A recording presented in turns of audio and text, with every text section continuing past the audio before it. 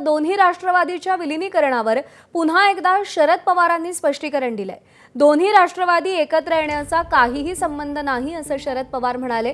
कर्जमाफी टप्प्याटप्प्याने करू असं सरकार म्हणालं असून आम्ही 15 दिवस अजून वाट बघू अशी ही प्रतिक्रिया शरद पवारांनी दिली आहे।